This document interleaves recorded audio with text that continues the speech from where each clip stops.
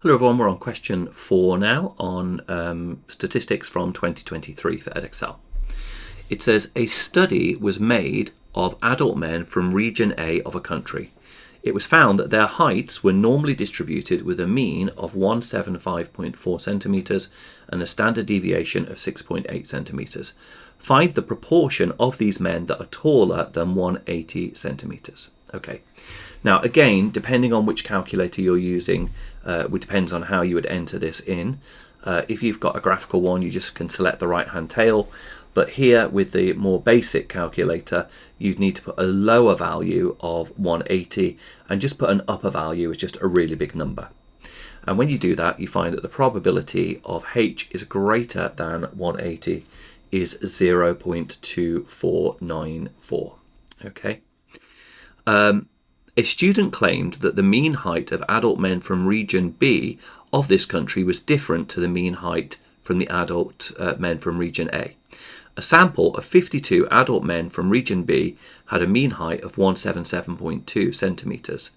The student assumed that the standard deviation of the heights of the adult men was 6.8, both for region A and region B. Okay. You should use a suitable test to assess the student's claim. You should state your hypothesis clearly and use a 5% level of significance. Okay, let's have a look at this then. So first of all, I need to define my test statistic. So I'm going to say let S equal the height of the adult men from region B. Okay. Then I would need to define my null and my alternative hypothesis. So my null hypothesis is that the mean is the same, the 175.4, and my alternative hypothesis is that the mean is not equal to 175.4 because the student suspects that it is different, okay? That's not necessarily more, not necessarily less, just different. Now, in order to calculate our define our distribution, we need to use this formula, okay? Because what we've got is our sample is normally distributed. We have the same mean, but we have sigma squared over n for our standard deviation, okay? So when we define this distribution, we're going to say that our mean, our distribution of our mean is going to be 175.4 for the mean value, but we're going to have 6.8 squared over 52 because 52 is our sample size.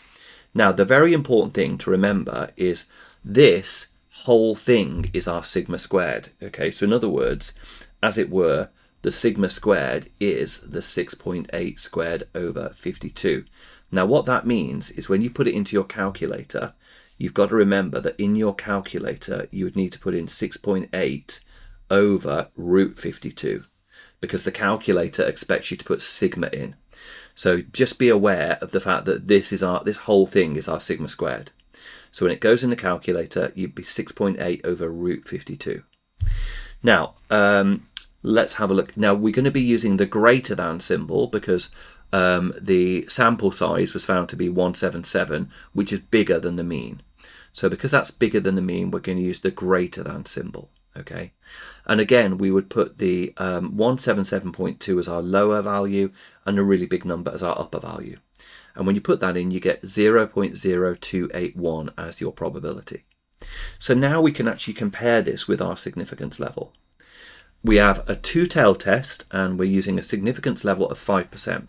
So we need to halve the significance level because we're assuming it's like distributed between both ends of the distribution. So we're going to be comparing with 0.025. Now 0.0281 is greater than 0.025, which means we are not in the critical region. So that means that there is insufficient evidence to reject HO, and there's not enough evidence to support the student's claim that the proportion of adult males, the height differs in region B to region A. Okay, so we're not in the critical region. There is insufficient evidence to reject HO and not enough evidence to support the student's claim. Finally, for 1 mark, it says state the p-value of the test. Now, the p-value of the test is going to be the probability value that we found here earlier in the question. There it is, the 0.0281. But we have to double it in this case when we're doing a two-tailed test, because we assume that the same probability is distributed at both ends of the distribution, and we've just worked it out for one end.